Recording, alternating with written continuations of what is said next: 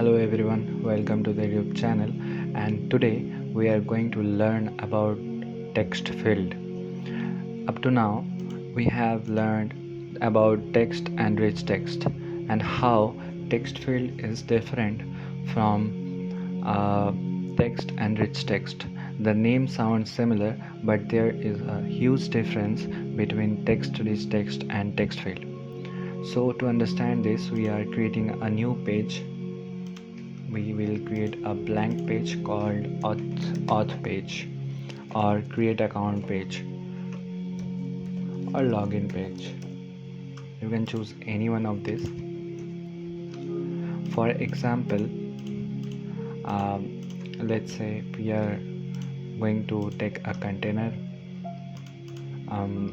make the width 100%, make the height 100%. Now the container's background color is secondary background, and now we are searching for text field. So find text field. Here we have text field, and you can see that the text field is not visible, and if you want to add another text field, then it will obviously not work because we haven't taken any type of column or something. So we are gonna take a column first. In this column we are adding a text field. If you simply go, then you can see that you will get it under form elements, because it is a common element if you are using or creating a form. So we have text field, but it is not visible, so we will change. You can see that there are also many properties. We will discuss one by one. So here we have the fill color property. Fill color, we are going to change the fill color, that is primary background. We are making it primary background color, and make the columns main axis alignment to the middle, then width to 70%, and you can see that there is a hint text and it's called text field, but we can change it.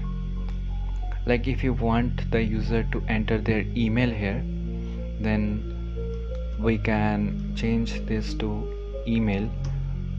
But before this, we are going to add a text which says create account or login. So we have this is login page, so we will add email. So this is email field, and duplicate it. Also, for good practices, change the name of the text field. You can say that the email field, email text field, and this is, we will add some padding so it doesn't go edge to edge. And this is password field.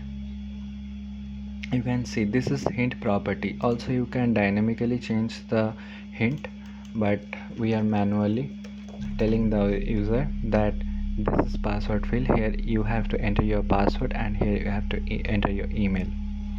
So this is email field. Now go here, what is the keyboard type?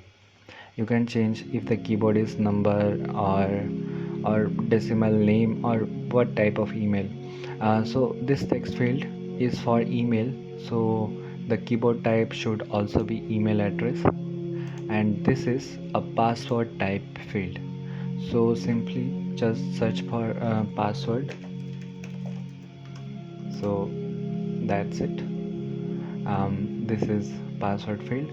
Also in additional properties, if you enable the password field, then it will act like a password field. There will be a eye icon which will cover your passwords like this. Also you can change the text field properties. If you want to change the autofocus, if you want to add some hint to the user, If the user is typing something, then should the word be auto completed or not, or update on text change.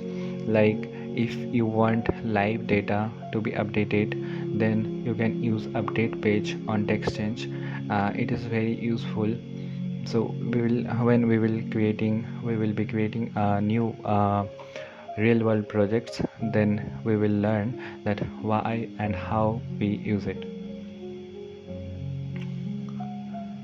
So there are so many options, but these options, for newbies, these options are not very much useful, but you can see that their filter mask, and the main essential option is keyboard type. And also here we have the border radius option. If you want to uh, shape the edges, then you can use this option that we have already discussed in our previous videos. So, and for example, if we use a button like which says login, make the width of the button to 70%.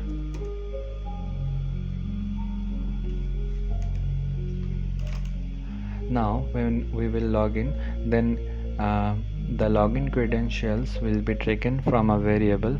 So when we are logging in, then the credentials will be taken from this email text field, which will give us the email of the user, and this is the password text field which will give us the password of the user.